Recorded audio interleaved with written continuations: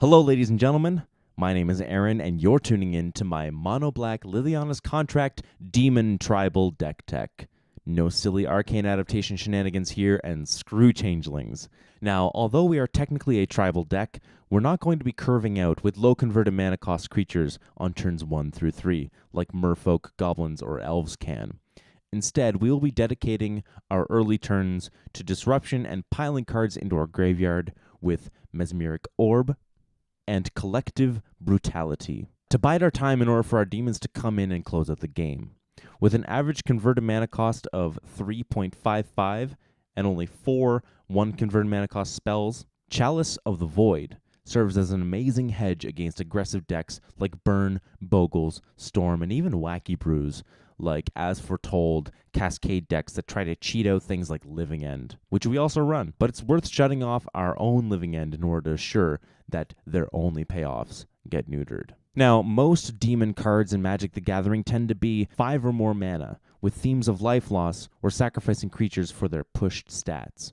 But we need to make some concessions in running a range of demons that cost 2 to 4 mana, or can reduce their cost by delving cards away. Metallic Mimic and Adaptive Automaton are awesome ways of boosting the strength of the demons we deploy afterward, and Spawn of Mayhem can come in for as little as 1 and 2 black and apply massive amounts of pressure all on its own. And Baleful Amit is, it's just a bad card, frankly. Its only redeeming quality is that it can pad our life total and it can be delved away to Soulflayer to grant it lifelink. We've also got 1 Mutavault and 1 Westvale Abbey hiding in our land base. Speaking of low converted mana cost creatures, Soulflayer and Necropolis Fiend are awesome ways of abusing our self-mill Mesmeric Orb strategy, weaponizing our graveyard to cheat out big beefy boys. Along the same line, Whip of Erebos can recur back a massive threat from our graveyard for some hasty, life-linking goodness. Our top-end demons include a playset of Doom Whisperer and the OG gangster,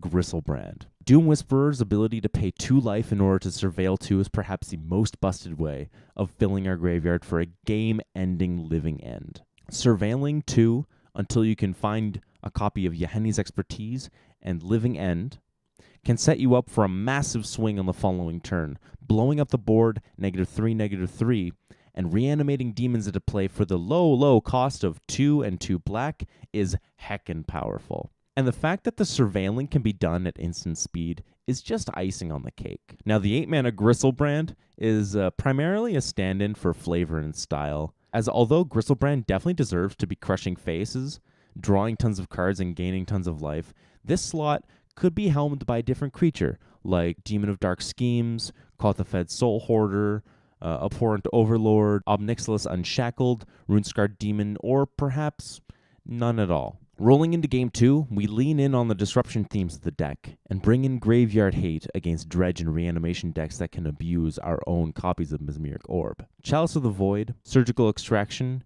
and Torpor Orb are great catch-all sideboard cards that can completely shut down deck archetypes like Tron, Burn, Storm, Bogles, Humans, Hollow One, Infect, and Dredge. Leyline of the Void pairs with Extraction to hose graveyard strategies like Goryo's Vengeance and fellow Living End decks, and Sudden Spoiling is a great way of nuking token decks into oblivion. Thank you all for watching. Please subscribe and leave a comment to let me know what sort of content you want to see in the future. My name is Aaron, and have an awesome day.